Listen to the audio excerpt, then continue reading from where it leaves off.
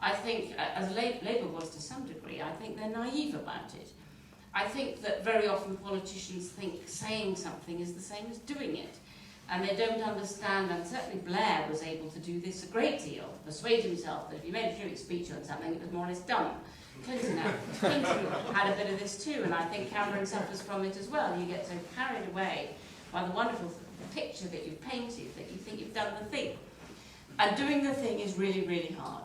And it can't be done in a hurry. It probably takes 2-3 generations. If we're looking at Sweden and Denmark and countries, they've been at it for 60 years, constantly moving in the same direction of saying, yes, we are willing to be taxed more, to spend more collectively, to be have a more collective way of life. Whereas in this country, we look so much to America, not to France and Germany, let alone to Scandinavia, for our models. And rugged individualism fights very hard against that social democratic impulse. And somehow, politicians always want to have it both ways. And so even Labour politicians have always talked about the tax burden. And I think it's quite wicked of Gordon Brown to have cut income tax, which is by far the fairest tax and also the most popular. People are asked, if you've got to pay tax, which is the least painful. People do quite rightly say income tax because they think it falls much more fairly. But he's cut it by 3p during his time, and it's very hard ever to put it up again. And I think that's quite reckless thing to have done. Instead of which taxes have often fallen on things that are more unfair, because whether it's VAT or whatever. So I think that's a real conundrum for politicians. And I think that when we look back on Labour, we will be sad that they failed to make the case, and they failed to say, we can take on the Daily Mail, we can take on Rupert Murdoch, we can make the case for a different idea and for what that will cost us, but what we get at the end of the day. But you have to remember that the press in this country is very much to blame, because we are unique in Europe in having an 85% Tory press dominated by 3 extremely eccentric, and always have been eccentric, whether it was Conrad Brack or the Barclay brothers, Murdoch, who owns over 40% of newspaper readership, and Rotherby own the Mail, which is amazingly powerful. Those loud, raucous voices constantly telling you that the government is out to get you, the state is bad, shrink the state, taxes are always wasted, day after day after day, even though people say, oh, I don't really believe what they say, is very poisonous, I think, and it's a problem. Well, I think on that note, we're going to just wrap it up, I think. So I think I'd like to firstly... This man never got his go. Oh, no, apologies. Sorry, very, very short. Yeah. What's going to be the driver for change? Is it social justice, which I think is a theme in the book, or is it the disconnected subclass that will cause a lot of damage to industry and infrastructure?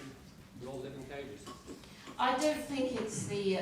no, because after all, crime has been falling during this time. The curious irony is that not just in Britain, but right across Europe, crime has fallen like stones since '95, mostly because as the economy picks up, a good economy means much lower crime. So we're not really being threatened. We may think we're all threatened in our beds, but actually we're not. And as kids knifing each other is horrible, but actually even murder is down. I mean, it's not that. I think in some ways what might really get people is the sense of the middle being disenfranchised. And people on median incomes haven't had an increase in 5 years, and they've been told all the time that we've had fantastic growth and there's wealth all around them. I think maybe it's a sort of awareness around there. Also, finding that the median income, 50% of the population of earners are earning 23,000 or less. All opinion formers, all of us who have a voice, find that very hard to believe. We find it very hard to believe that only 10% of people own over 40,000 are in the top tax bracket.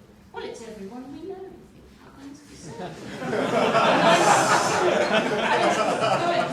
Going around the garden newsroom and trying it out on people who sort of think they know these things, they're pretty stunned. 90% of people are not in the top tax bracket. So I think it's this kind of disconnection between the way society is presented and the mirror image of itself as this fantastically successful, affluent place, and a kind of scratchiness about how people find that it seems to connect really with their life. And I think that's where we might get in and say, look, we really could share out differently. We could have the tax system where it was much fairer, and those people up at the top really ought to pay a fair whack, and they're not. You know, they could perfectly well pay 50%. No problem. We're talking about top 1%. Only 1% owns over 100,000.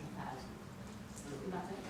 It's a fascinating discussion, and Polly, I'd like to thank you from the Village Drinks team, and also yourself, David, for coming along tonight and sharing these views with us. I'm sure they provide a lot for us to talk about for the rest of the night. We do have the space until 10:30, so please do stay with us until then.